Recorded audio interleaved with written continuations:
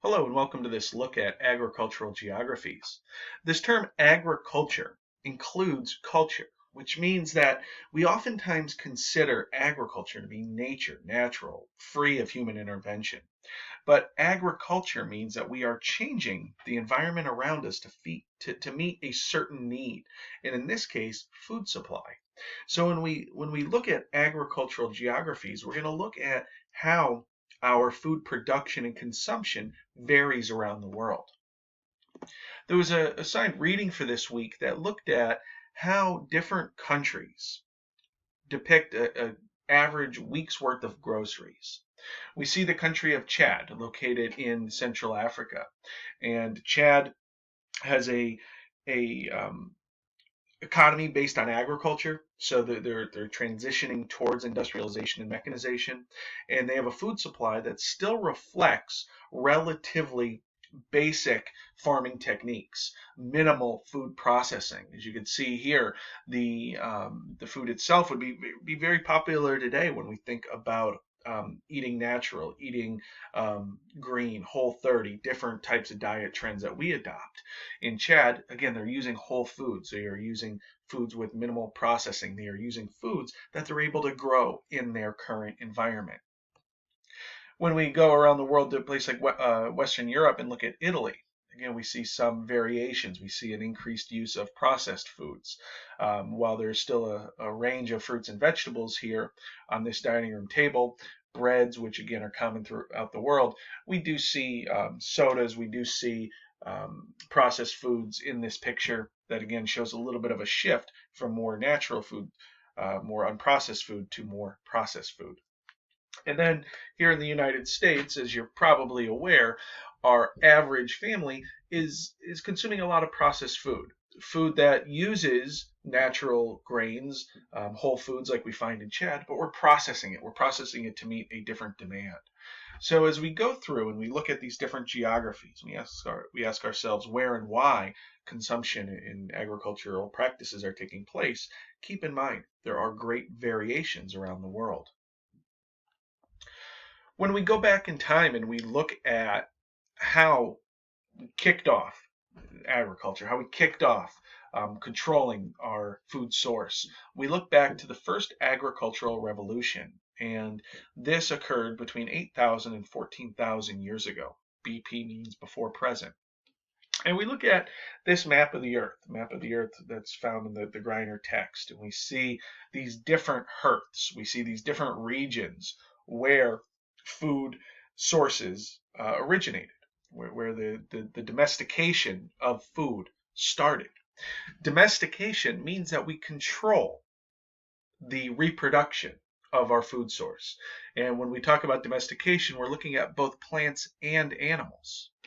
So in these source regions, primarily low latitude regions, we find these hearths, these areas of innovation where agriculture began. If you look at China versus the Fertile Crescent versus Mesoamerica, we see different times and we also see different grains. We see different crops that were grown. As agriculture evolved, as we harnessed the domestication of our food source, a new culture evolved, and it was one that is sedentary, meaning stationary, in place. We, as people, as human beings, moved away from hunting and gathering. We moved away from the nomadic practices of pursuing, tracking our food, and we settled down. So the advent of agriculture allowed us to transform the way we exist, allowed us to transform the way we live.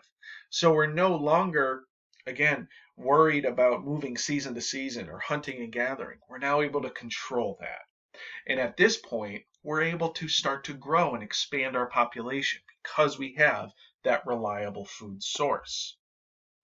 As a result of this sedentary existence, again, settled existence, we were able to see additional revolutions on top of agriculture. When we look at where we believe agriculture originated and evolved, we go to the Fertile Crescent, the Eastern Mediterranean, in countries, modern countries like Iraq, Iran, Syria. And we find that agriculture was found here, started here. And this was really important because once we had control over our food supply, once we harnessed domestication, again the control of reproducing plants and animals for food consumption, we allowed ourselves to settle down. As we began to harness this domestication and specialize in certain crops, as we covered earlier this semester, language started to evolve. We needed a way to communicate with other groups in order to trade, in order to swap surplus. In addition, we saw more complex cultures evolve. So this means that now we had a surplus of food. So we had trade. We also had the growth of early politics.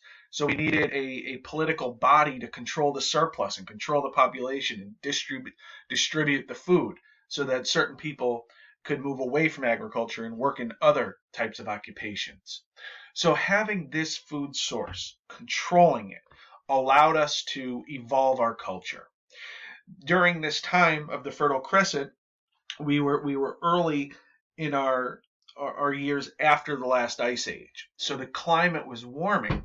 We saw water coming down from the Zagros Mountains and creating this flood valley, this river valley, which was ideal soil, moisture, temperature for growing crops.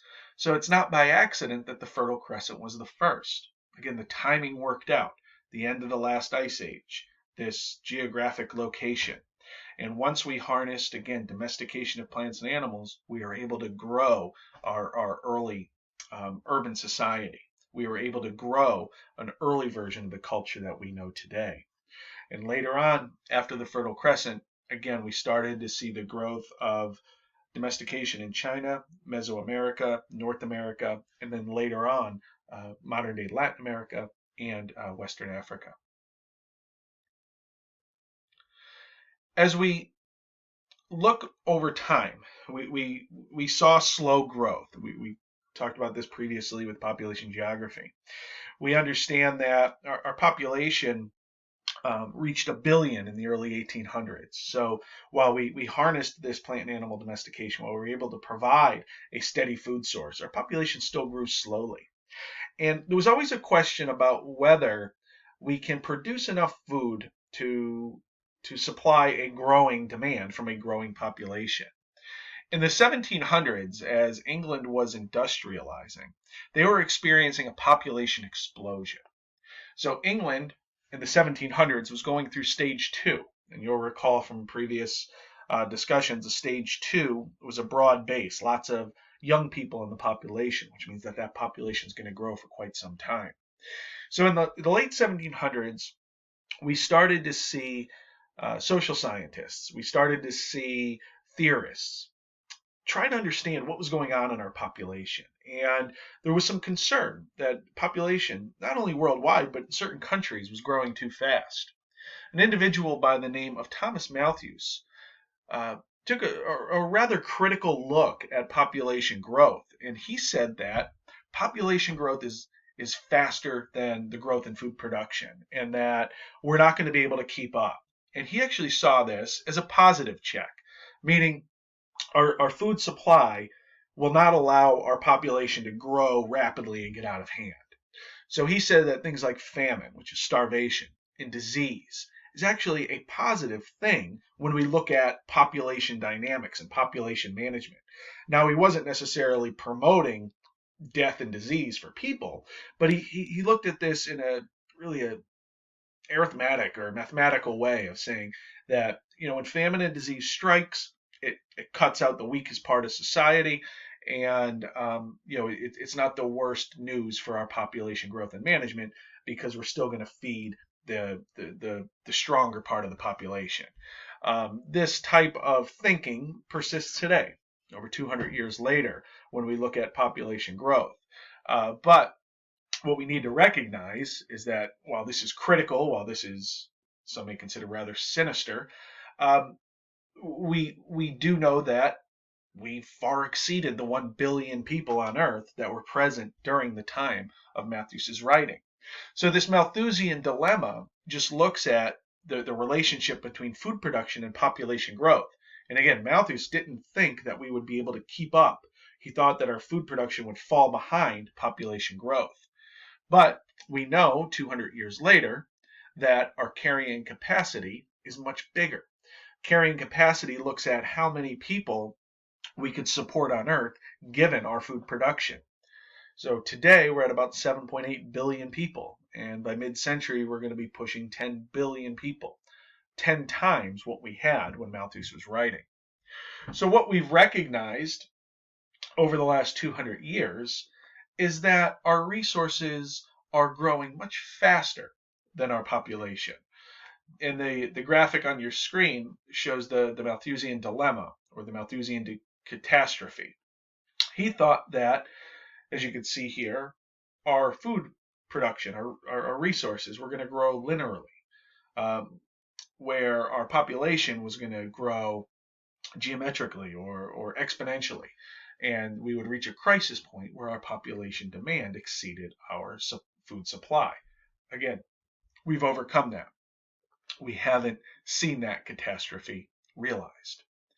And part of the reason was that during Malthus's time, we entered the second agricultural revolution.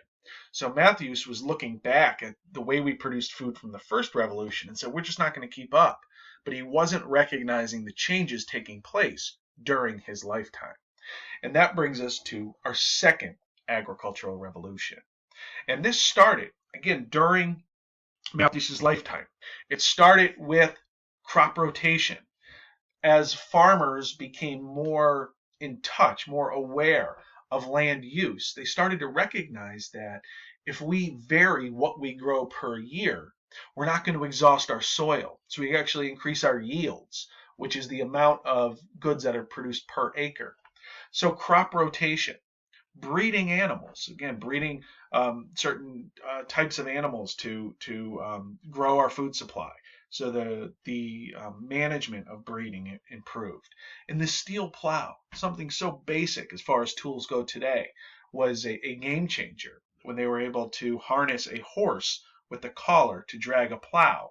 It increased the speed at which farmers can manage fields.